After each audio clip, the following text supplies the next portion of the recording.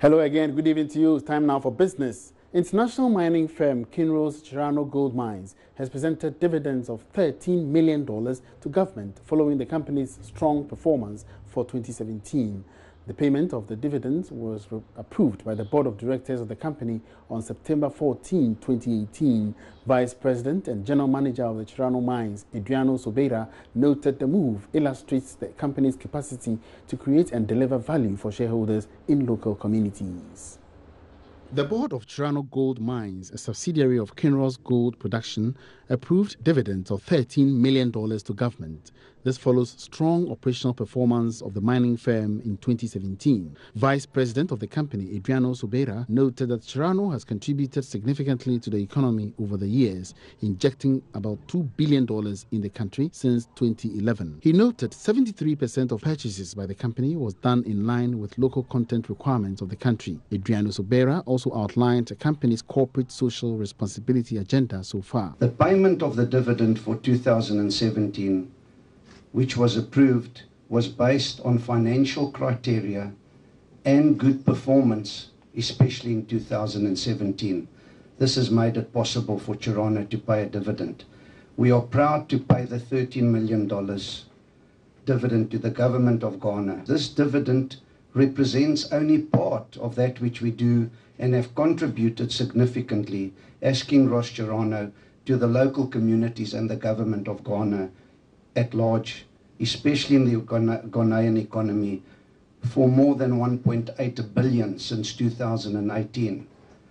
The 1.8 billion could be made up as follows: $400 million US, which has been paid to the national economy through taxes and royalties, $257 million through wages and salaries to our employees, of which more than 98% are Ghanaians.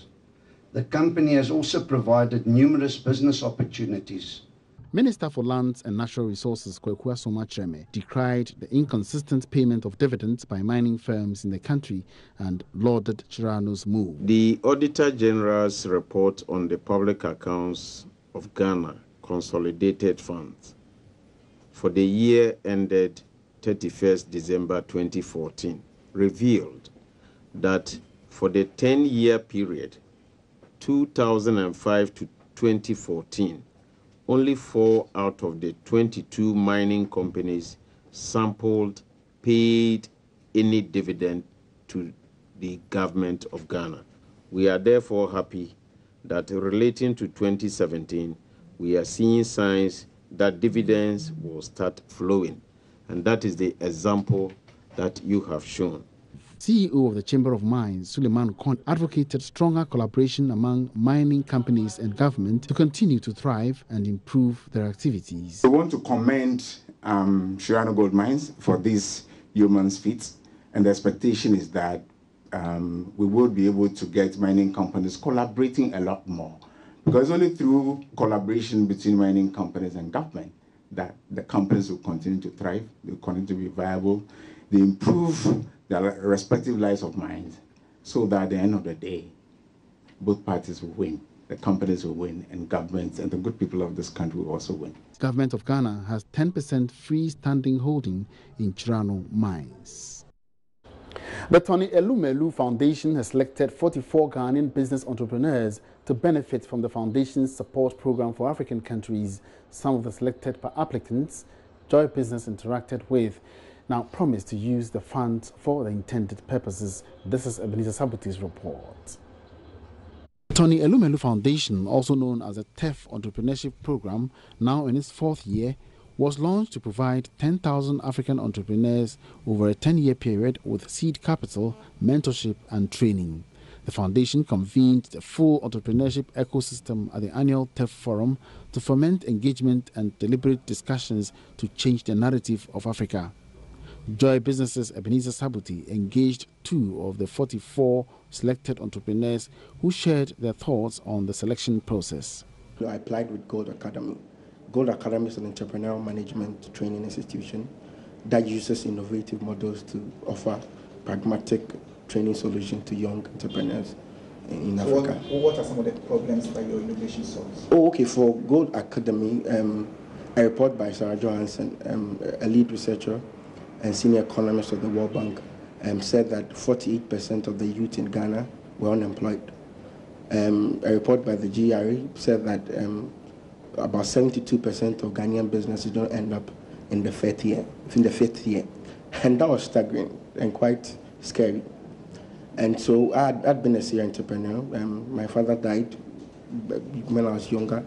I had to employ my entrepreneurial instincts to be able to survive in school and all that. So I knew that if this continent could come out of the unemployment, there has to be a solution in the area of entrepreneurial management. It is actually taking care of part of this technology or the technology infrastructure, which is developing the mobile app. It's a good start, is an accelerator, but we actually need more to develop some of our businesses. But it's a good start for us. I founded a company called GlobalWorks. GlobalWorks is an artisan brokerage or digital brokerage service, which uses mobile technology and digital telemedia services to drive traffic of artisans, drive traffic for artisans. So what we do is, by the power of mobile technology, we direct clients to artisans without doing any adverts. What motivated the establishment of these businesses under the Tony Elumelu Foundation? Knowing very well that we, the youth, are the highest population bracket of the population of the continent, we need to step out. We need to step up our inputs, our innovation, and our contribution to business, especially to the economic growth of the continent. So, having that in mind, realizing that the numerous challenges we have are actually opportunities for us. It's not enough for us to just criticize all those challenges, but rather look at them as opportunities and then bring out innovations that will solve those problems, and then we cash in on it. Tony Elumelu Foundation, a friend entrepreneur actually heard it and asked me to apply for him because he knew that I understand these things because I'm into entrepreneurial education. And so when I was trying to apply for him, I needed some information from him and he could not give it to me. So I also asked myself, why can't I also apply it? And then I applied it. This year's forum will also feature an interactive dialogue between President Akufo-Addo and President Uhuru Kenyatta of Kenya, and will be moderated by TEF founder Tony Elumelu. Our government has been urged to rethink its economic policies to empower the agri sector. This, according to some researchers, has become necessary to address the work crisis that has hit the country.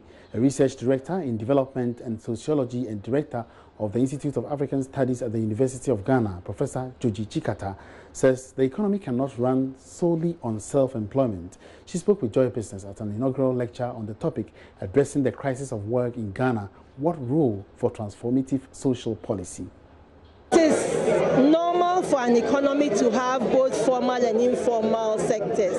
But when the informal sector becomes so large and grows bigger and bigger, and even formal work becomes informal, then you have a crisis of work, because we all know that informal work is not decent work. It does not pay enough, and it does not create the conditions for productivity. We need to fashion policies which allow us to make what we call an agrarian transition, to strengthen the agrarian sector, intensify it, and entrench value addition in agriculture so that it can link up with industrialization. And through agro-industrialization, we'll be creating many more jobs so that people can leave smallholder farming and go into agro-industries and be able to create the kind of enterprises which allow them to actually employ other people. Because an economy cannot run solely on self-employment in micro-enterprises. And that's all in this edition of the Business News. My name is Emmanuel Abwachi. We have many thanks for your company.